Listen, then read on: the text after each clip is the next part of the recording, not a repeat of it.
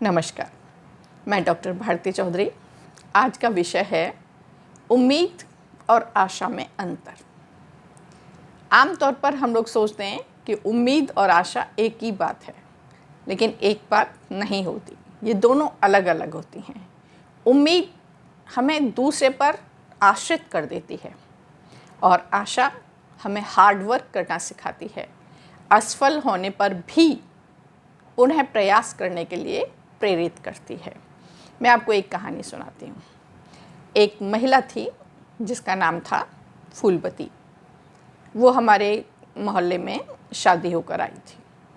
गरीब परिवार की लड़की थी और यहाँ पर भी सामान्य परिवार था जिसमें उसकी शादी हुई थी। लेकिन समस्या ये थी कि उसके मायके में कोई भी व्यक्ति किसी भी प्रकार का कोई नशा वशा नहीं करता था। गरीब होते हुए भी वो लोग संतुष्ट थे, सुखी थे। लेकिन ऐसा होता है कि भाई गरीबी के कारण माता पिता एक बच्चे की जिम्मेदारी से अगर मुक्त हो जाते हैं तो वो फिर उस जिम्मेदारी को दोबारा उठाने के काबिल नहीं होते। मान लीजिए कि लड़की की शादी हो गई तो वो ये उम्मीद करेंगे कि उनका वैवाहिक जीवन पूरा चलता रहे और वो लड़की वापस उसके दरवाजे पर आकर ना बैठ जाए, यानी कि उसका संबंध खराब ना हो। इसीलिए माता पिता अपनी बच्ची को ऐसी शिक्षा देते हैं कि वो अपने घर परिवार को संभाले, चाहे सुख मिले चाहे दुख मिले। तो उस लड़की को भी माता पिता की स्थिति पता थी और उनकी सीख भी पता थी। वो जानती थी कि अगर उसका कोई भी काम ऐसा होगा कि रिश्ता ख़राब हो जाए तो घर वापस नहीं जा सकती, उसके माता पिता उसको बिठा के नहीं खिला सकते। अब यहाँ पर किस्मत से उसके सास ससुर बहुत अच्छे थे। उसका कारण भी था कि उसका जो पति था, जो उनका बेटा था जिसका नाम रमेश था, वो पहले तो दो यार दोस्तों के साथ थोड़ा थोड़ा शराब पीता था, पार्टी वार्टी में पी ली। लेकिन उसके बाद में उसकी संगत ऐसी हो गई कि उसने जो है नियमित रूप से पीना शुरू कर दिया। अब जैसे सामान्य तौर पर होता है, लोग सोचते हैं कि शादी हो जाएगी, बच्चा सुधर जाएगा। अगर वो किसी गलत रास्ते पर जा रहा है तो माता पिता सोचते हैं इसकी शादी कर दो, ये सुधर जाएगा, जिम्मेदारी पड़ेगी और ये सुधर जाएगा। इसी सोच के आधार पर उस लड़की की, फूलबती की, उस लड़के के साथ में शादी हो गई। और सामान्य तौर पर होता है कि माता पिता घर परिवार देखते हैं, क्या भाई ठीक ठाक है, लड़का पढ़ रहा है, कोई बात नहीं, आज पढ़ रहा है कल कमाने लगेगा। तो उस बच्ची की 16-17 साल की उम्र में शादी हो गई और वो कॉलेज में पढ़ रहा था। उनका पढ़ाई के साथ में पढ़ाई के हिसाब से नौकरी नहीं लगी बच्चे की और उसी दौरान उसके पास में 2 लड़के भी पैदा हो गए। अब जब वो पीता था, थोड़ा बहुत नियमित रूप से पीता था, लेकिन थोड़ा बहुत पीता था, तब तक परिवार में कोई दिक्कत नहीं थी। अब प्रत्येक लड़की बड़ी उम्मीद, बड़ी आशा लेकर ससुराल में आती है। शुरू में वो इतना कुछ नहीं समझ पाती तो उसने भी उस बात को इग्नोर कर दिया। उसने कभी उसको मना नहीं किया, रोका टोका नहीं। उसको लगता था कि मैं इससे कुछ कहूँगी, इससे बुरा लगेगा, लड़ाई झगड़ा होगा और कहीं ऐसा ना हो कि मेरा संबंध खराब हो जाए। सिर्फ संबंध खराब होने के भय से वो उसकी सब ज़्यादती को सहती रही। आखिर में बच्चे हुए, खर्च बढ़ गया, नौकरी, ग्रेजुएशन करने के बाद में उसने कहीं पे कोई जॉब करने की कोशिश नहीं की।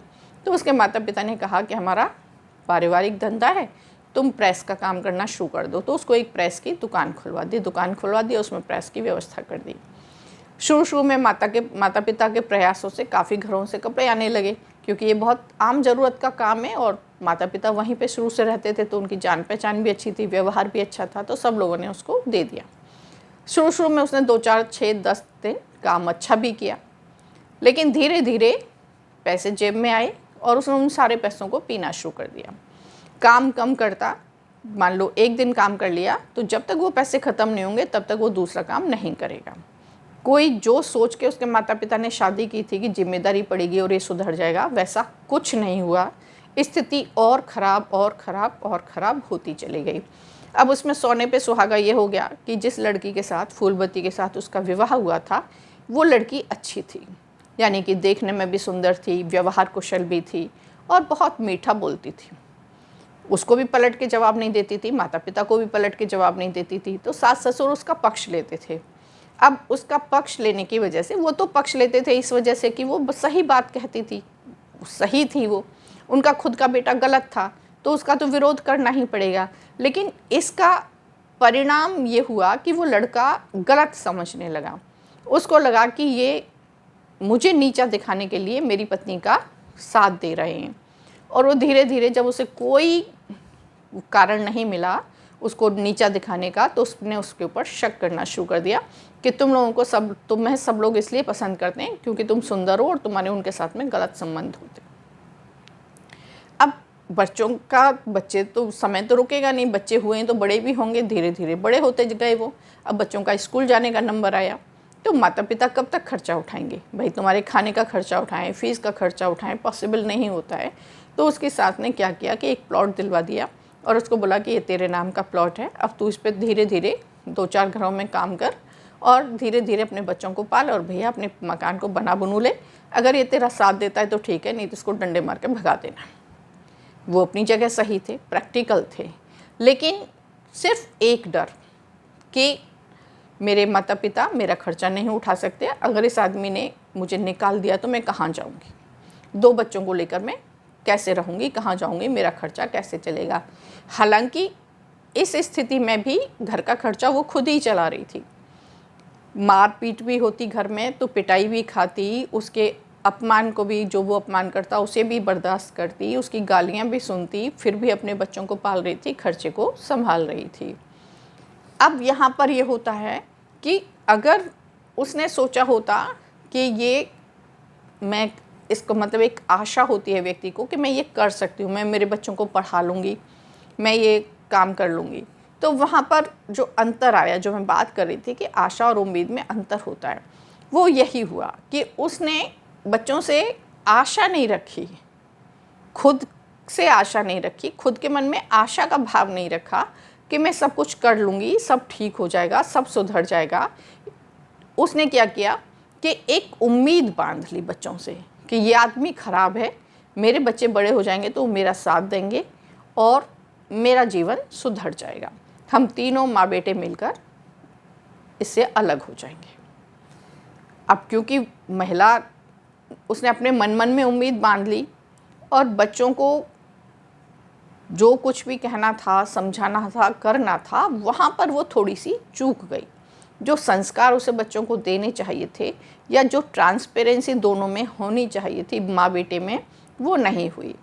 अब उसने अपना पक्ष रखा नहीं और उसके पति ने बच्चों को उसकी बुराई कर करके, उसकी आलोचना कर करके बच्चों को उसके अगेंस्ट कर दिया।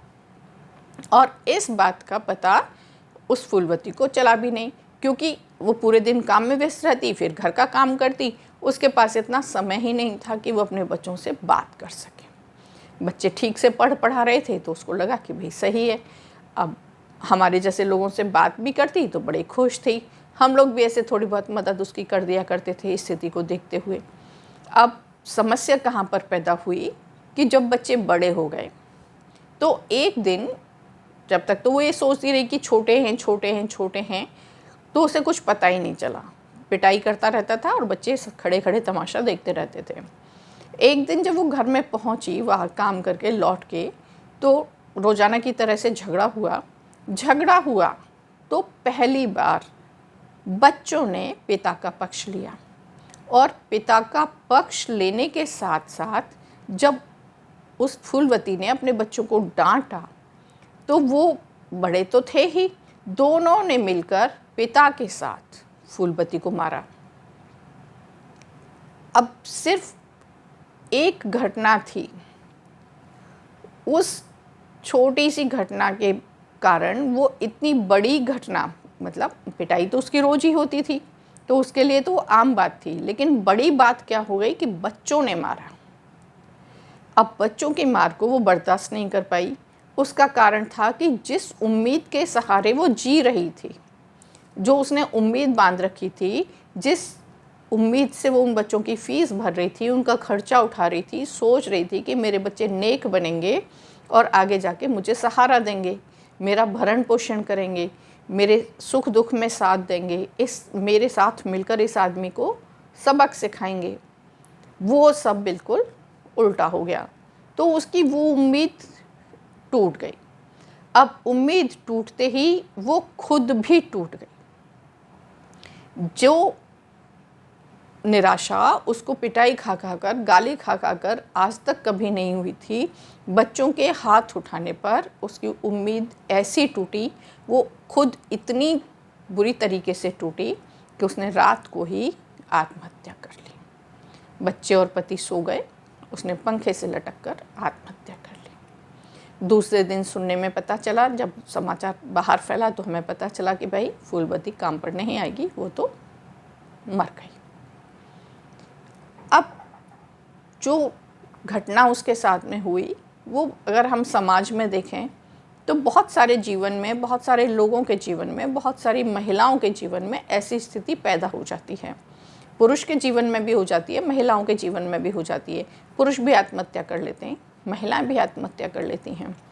तो जो मैं कह रही थी कि आशा और उम्मीद, इनमें दोनों में यही अंतर होता है। आशावान व्यक्ति कभी भी जीवन को नष्ट करने की नहीं सोचता। वो चुनौती के रूप में समस्याओं को लेता है और इंतज़ार करता है कि मैं सही हूँ, तो जो गलत व्यक्ति है वो आज नहीं तो कल अपनी गलती का एहसास करेगा और उसे रियलाइज़ कराने के लिए वो और तरीका ढूंढता है। एक तरीका फेल हो जाता है तो दूसरा ढूंढता है, दूसरा फेल हो जाता है तो तीसरा ढूंढता है, लेकिन वो हार नहीं मानता। अब उम्मीद वाला जो व्यक्ति है, जो उम्मीद बांध के रखता है, वो व्यक्ति हार मान लेता है और हार जाना ही जीवन का अंत है। जब व्यक्ति स्वयं से हार जाता है, दुनिया से हार जाए तो चलेगा, जी सकता है, लेकिन अगर व्यक्ति स्वयं से ही हार जाए तो वो अपने जीवन का अंत करने का भी कोई कसर नहीं छोड़ता।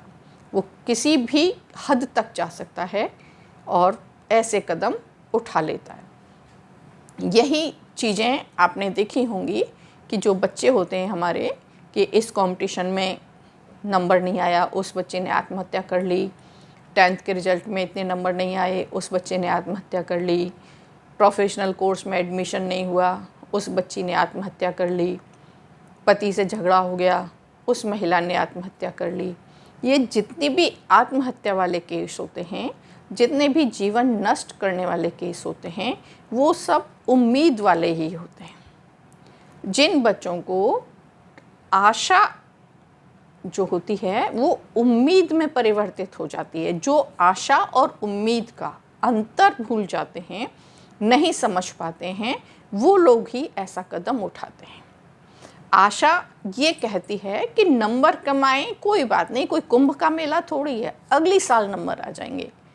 व्यक्ति उठकर खड़ा होता है, हार कर भी जीतने का प्रयास करता है, अपनी गलतियों को देखता है, सुधारता है और पुनः प्रयास करता है। लेकिन उम्मीद में व्यक्ति हार जाता है, निराश हो जाता है और अपने जीवन को ख़त्म करने की कोशिश कर लेता है। और ऐसे ही वो पल होते हैं जहाँ पर वो इस तरीके के कदम उठा लेते हैं। तो हमें उम्मीद नहीं रखनी है, आशा रखनी है। जीवन में आशावान रहना है, दूसरों से उम्मीद रख कर उनके ऊपर निर्भर होने की कोशिश नहीं करनी है। धन्यवाद।